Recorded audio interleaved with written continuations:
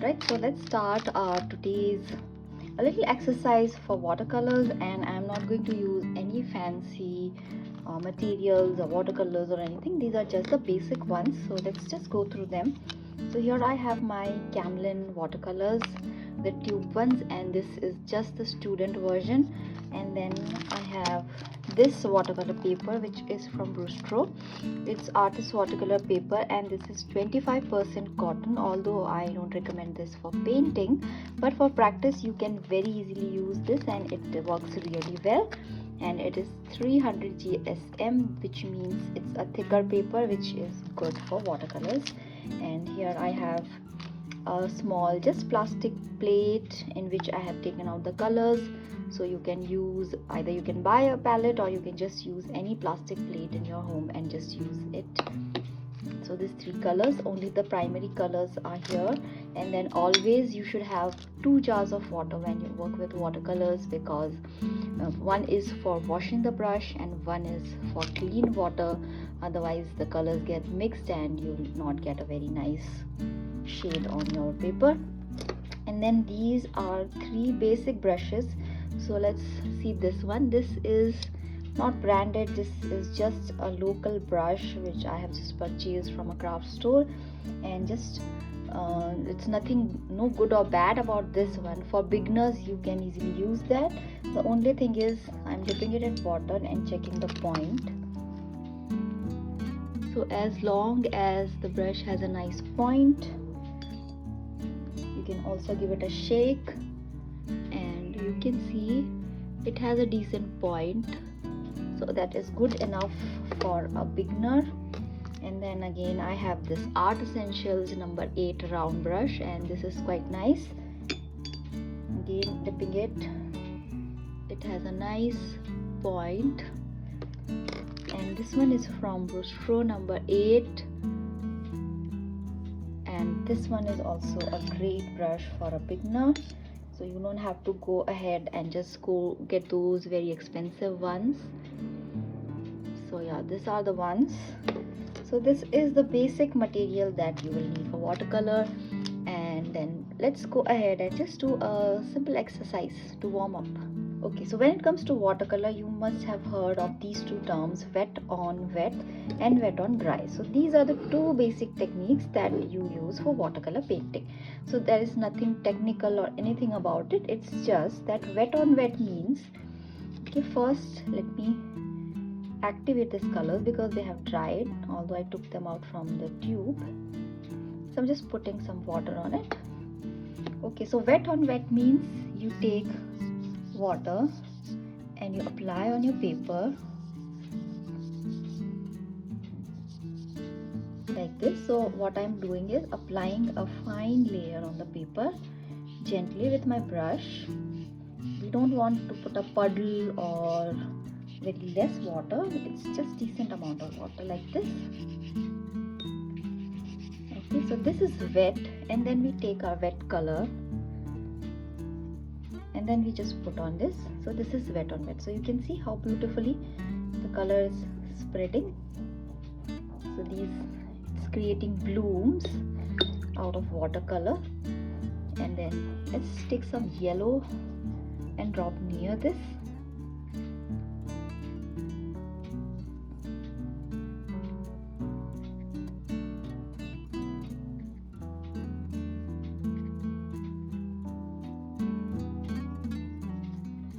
Just like this. So here what are you seeing is wet on wet. That means when you put watercolor on wet surface, how it is spreading and blooming, and you are getting this beautiful effect.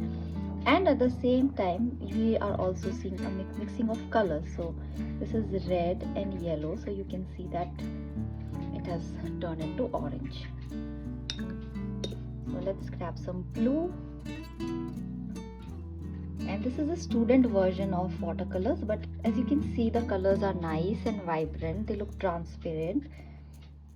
So this is a very good set to start with, and you can even go for this artist versions, that is even better. But even if you want to start with this, that is also okay. You can see how beautifully the blue is spreading out. let's put some here and some red, so you can see how it is turning into violet.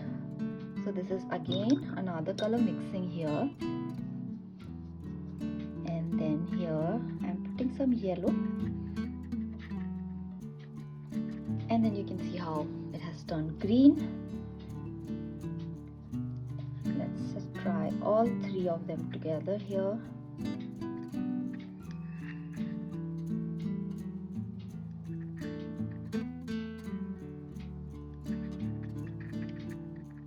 So this is a kind of brownish color here that you're getting, a very dark color.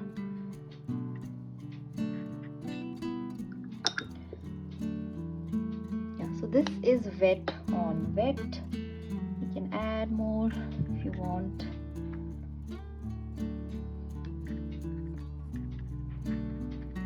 Blooming and mixing. So with 3 colors we have made 6 colors here, and 7 if you include the brown also. So like this, with these 3 primary colors you can go ahead and make a lot of colors, which I also teach in my courses in depth, how many colors you can make and how to mix the colors. So all those basics we learn there. So this is it for now. This is just a simple exercise, and you can see it looks like a beautiful abstract painting. So you can see how calming this activity can be. If you are bored, you can just put some water on the paper. You don't have to think about what you are going to paint or what should you paint, whether it will look good or whether it will look bad, nothing like that. You just take your paper, you just take your colors and just drop them here and there. See them flow, how they are mixing and merging with each other, blending and blooming. So all these activity or this activity you can do and just calm your mind without thinking too much about anything. And I'll show you one more fun activity or one more fun cute painting activity, and then we'll come back to this. And so let's go ahead and do the second one first. After the wet on wet, now we are coming on to wet on dry, which means the paper is dry and we just take our brush. And for this you have to be sure that your brush has a nice point, and we will mix some green. So you can see here I'm mixing blue and yellow to get green, and then we will just paint a few leaves. So what we have to do is you have to rest your hand from here like this. Hold your brush lightly, not like a pencil or a pen, and then you just like this turn your hand. And then for the petals, leaves, you have to start with the tip of the brush like this, then you press the brush like this, and then you just lift up your brush like this. So that's our leaf. So this is the wet on dry technique. The paper is dry and we are using wet paint. Press and then just lift it like this. So here I'm going tip of the brush, press the brush and then lift the brush like this. I've just changed the shade, mixed a little bit more yellow. Again, tip of the brush, rest your hand like this, press the brush and then just lift it up like this. Okay, so we just continue. So what you can do is, if you take more yellow, then you'll get lighter shade. If you take more blue, then you'll get darker shade of green. And I'll just go ahead and paint a few more leaves like this. And even if you are using a beginner brush, or if your brush is not that great, then don't worry too much about it. Just follow this technique and see what shape you are getting. Like this, and then finally. So this is the wet on dry technique which we have used here. And for example, if your brush doesn't have a very nice tip, then what you'll get is, maybe this line won't be that thin, and then your leaf might look a little broad. It might even look like this. You might get a thicker stem here, and it might look a little bit like this, you might not get a point, but that's okay for practicing, and as your first one, that's all right. So it might come a little bit like this, so don't be worried about it, because leaves come in all sorts of shapes and sizes, so that's all right. You can just practice this. And this color mixing and all these things, they also calm your mind, because you get to experiment with them, and you don't even know what kind of shade you are going to get when you mix these two colors. So that also improves your focus and increases your creativity. So there's no wrong or right with when it comes to art. Even you can go ahead and paint red leaves. That's also a fun and calming activity to do. Here I have a little bit of violet, so I just go ahead and do this. Like this, you can paint bookmarks, you can paint cards, or you can even get a sketchbook for yourself and just paint it. If you don't feel like sharing the work, then don't share it. You can keep it to yourself, but this is really great to spend your time wisely without scrolling on the internet, without getting stressed about stuff, and just use your creativity and your own version of whatever you feel is right. So that's why I say that you can calm your mind with art. So here, even though these are student version watercolors, they are coming out beautiful.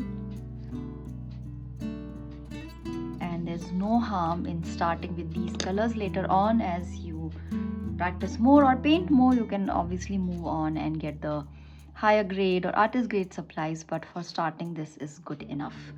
All right, so here is the first one that we did, which was wet on wet, and now it is dry, and you can see the colors have become slightly lighter. That's what happens with watercolors. When they dry, they become slightly lighter. So that's something which you have to keep in mind when you're painting something, but this is an abstract painting, so we don't have to worry about that.